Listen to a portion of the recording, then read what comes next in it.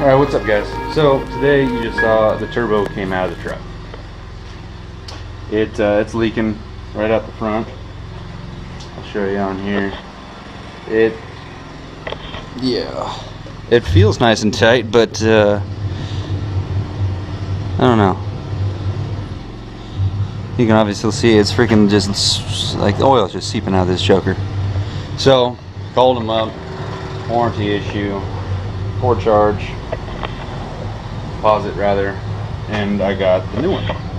And the new joker is all nice and tight. I'm gonna take that silencer ring out, but it's kind of a pain in the ass taking one of these things out. I got lucky on that one, and it's just got put in new studs in it, so she came right out.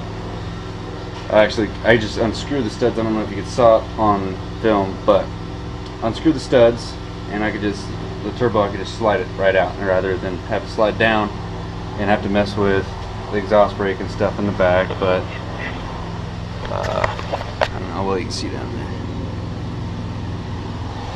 It's that V clamp in the back. There's so much tension on that thing always. You can't just spring it and take it off, undo it or nothing. It's just always grabbing, so it makes it difficult to get it off of the turbo or off of the exhaust brake or the exhaust elbow if you don't have the brake. But so I got to take a couple parts off this other turbo. Take a little sensor and clean that joker up. Everything just covered in oil, and ship that one back to him. I'm gonna take elbow off of that one. It's not really a big deal. So new turbos don't have the fittings for your oil. They have for the bottom, no problem. For the top, you take that guy out. Those are new O-rings in there, so I'm not even gonna worry about that. None of that was leaking. So take that out, slap that in the new turbo, and they put this Loctite shit all over it, so I gotta bust those off. And taking off one of these turbos on a with a 3rd gen setup, it's not bad. I got this wrench. It's a little bent, 15 millimeter, so I can get in right to the turbo bolts bolted onto the exhaust housing there. And sometimes a wrench just ain't enough. But with these 3rd gen ones, since its point is straight down, you can just crawl underneath and you run an extension with just a little wobble on the end, 15 millimeter socket, and then you put a breaker bar on it, and I had to do that even with the fresh stuff on there. But it's a lot easier than it being crooked and there's no way to get to it on a 2nd gen swap. But that might come later down the road. We'll see. But I'm gonna go ahead and swap this turbo out, get it buttoned back up, throw it back in there.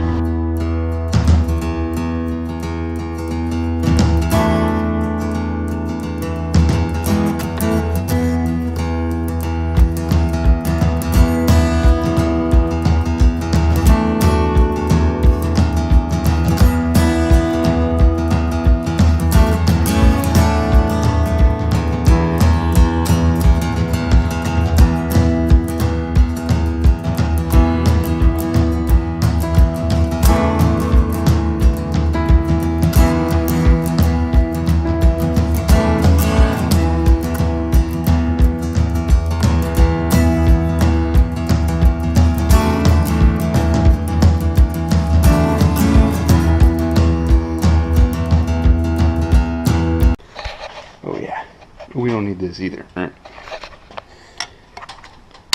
Come on.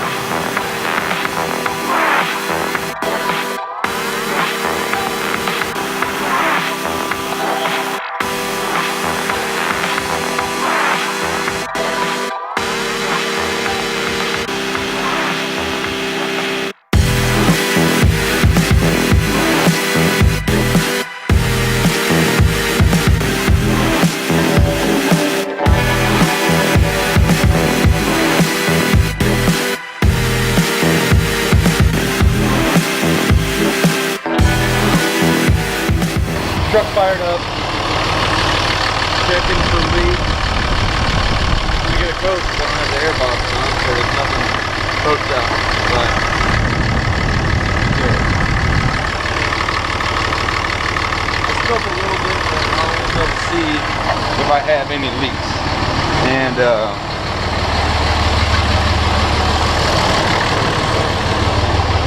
magic leaks. Should have split right there.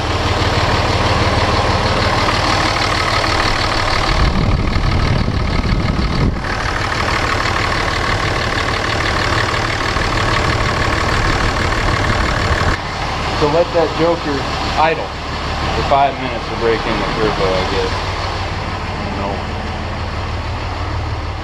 That's what they say. I don't know if that's actually a thing or not, but that's what I'm going to do. I'm going to let it idle for a little bit. Check it all out. Check out the bottom. Clean it up a little bit more. And I don't know. I might take a test drive on it. I'm worried. Hopefully it doesn't leak like the last one did. So we'll see. Okay, new turbo is in the truck. It was all going to plan except for a bolt got hung up and I couldn't find it. It was on the engine mount. Pain in the ass. But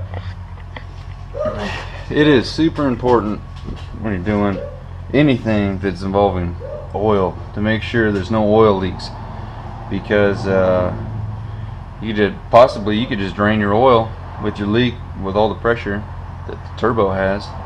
You know, for your oil pressure from your engine going through the turbo, and it could just be dumping and you can run out of engine oil real quick. So you got to double check, make sure everything's, you know, all your gaskets are centered and bolted tights and all that stuff.